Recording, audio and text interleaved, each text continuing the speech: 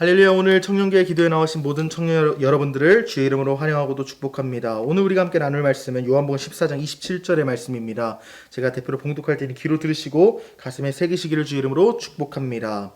평안을 너에게 끼치노니 곧 나의 평안을 너희에게 주노라. 내가 너희에게 주는 것은 세상이 주는 것과 같지 아니하리라. 마음의 평안을 잃는 일이 세상에선 너무도 흔한 것 같습니다. 100일 동안 내가 삶을 산다고 가정했을 때 99일은 사실 평안하지 않아요. 하루 평안할까 말까 하지 99일은 고통과 번뇌와 아픔이 가득한 것이 우리의 인생이라고 볼 수 있죠. 그런데 예수님께서 우리에게 말씀하시는 거예요. 너희가 평안한 삶을 살고 싶느냐? 내가 너희에게 평안을 주겠다 약속하십니다. 특별히 요한복음 14장 오늘 우리가 읽은 27절은 예수님께서 주시는 그 평안이란, 진정한 평안이란 무엇인지 그 의미에 대해서 알려주고 있죠. 여기서 먼저 세상의 평안과 예수님의 평안에 대해서 비교하고 있어요. 이 세상의 평안과 예수님의 평안은 당시 시대 상황을 고려할 필요가 있습니다. 당시는 이스라엘이 로마의 압제 속에 있던 당시였어요. 그렇기 때문에 로마의 통치와 로마의 그런 제도가 이 이스라엘 백성들을 억누르고 있었는데, 이때 당시에 로마의 특징이 무엇인가요? 팍스 로마나, 로마의 평화가 전 세계를 제패하고 있던 시대였습니다. 그래서 여기서 말하는 이 세상의 평화는 여러 가지 종류를 예수님께서 의도하신 것도 있겠지만, 저는 특별히 이 로마 제국을 염두하고 말씀하신 것도 저는 분명히 있다고 생각해요. 로마 제국의 팍스 로마나는 어떻습니까? 무력을 통해서 다른 나라를 침략합니다.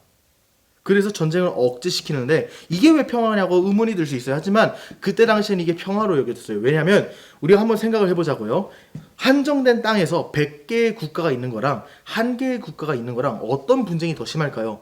100이면 100개 있는 국가가 더 심합니다. 1개의 국가는 한 왕이 다 다스리기 때문에 전쟁이 일어날 수가 없어요. 가끔 쿠데타는 일어날 수 있겠지만 대부분 전쟁이 일어나지 않습니다. 하지만 우리 중국 같은 경우를 보십시오. 여러 소수 국가들이 뭉치면서 삼국전쟁도 벌이고 여러 가지 춘추 전국시대도 맞이하고 계속 전쟁하잖아요. 유럽의 역사도 동일했어요. 유럽에 수많은 도시 국가들이 있었는데 날마다 전쟁했습니다. 근데 그 날마다 전쟁하는 것을 어떻게 억제했느냐? 로마라는 강력한 제국이 다 침략하고 다니면서 한 나라로 흡수를 하니까 전쟁이 사라지는 거예요. 침략 전쟁 당시에는 전쟁이 있겠지만 로마로 흡수된 후에는 황제의 통치 아래 들어오니까 전쟁이 사라지는 겁니다. 근데 이것이 진짜 평안일까요? 진짜 평안이 아니죠. 왜 그렇습니까? 팍스 로마나라는 이 가짜 평화 속에서는 로마의 이 식민지 지배 속에서 수많은 아버지들, 수많은 아들, 수많은 딸들, 수많은 어머니들이 죽었습니다. 수많은 백성들이 죽었어요. 수많은 백성들이 죽었는데 어떻게 이것을 진정한 평화라고 말할 수 있겠습니까? 예수님은 이거를 염두하면서 이 세상이 주는 평안은 한계가 있다. 평화 이면, 평안 이면에 가짜, 이 평안과 대비되는 상황들이 늘 깔려 있어요. 세상이 주는 평안이 다 그렇다는 거예요. 세상이 주는 평안, 지금은 좋은 것 같아도 이면에 보면 평안이 없습니다. 하지만 주님이 주시는 평안은 어떠냐? 절대로 흔들리지 않고 모든 것이 화평과 평강으로 넘친다는 거예요. 세상이 주는 평안은 두려움과 근심 속에서 흔들리고 오히려 그 평안이라 느꼈던 요소들이 나에게 두려움을 주기도 합니다. 하지만 예수님이 주는 평안은 나에게 오히려 두려움을 없애주시는 신실하신 평안이라는 거예요.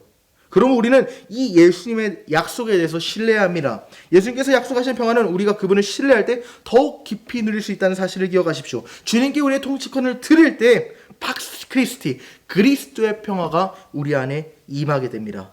우리의 걱정과 염려를 주님께 맡기십시오. 그분이 평안케 하실 것입니다. 이것을 실질적으로 어떻게 경험할 수 있느냐? 기도하면 돼요. 기도는 우리의 마음을 하나님께 온전히 올려드리는 방법이고, 그때 주님의 마음도 우리에게 임하기 때문이죠. 마음의 무거운 짐을 주님께 맡겨드릴 때 우리는 흔들리지 않는 평안을 느낄 것입니다. 제가 기도하겠습니다. 거룩하신 하나님, 참으로 감사합니다. 이 시간 주님의 은혜를 의지하여 기도로 나아갑니다. 세상이 주는 평안은 한계가 있습니다. 평안 같아서 그것을 취하고 보니 평안이 아니라 오히려 나에게 고통과 아픔과 공포를 주더군요. 하지만 나에게 평안을 주시는 예수님, 세상의 평안과 다른 진정한 평안을 주시겠다고 약속하셨죠. 나에게 늘 가장 좋은 것을 주시는 주님을 의지하여 진정한 평안 안에 거하는 인생들 될 수 있도록 주님 역사하여 주옵소서. 예수 그리스도 이름으로 간절히 기도합니다. 아멘.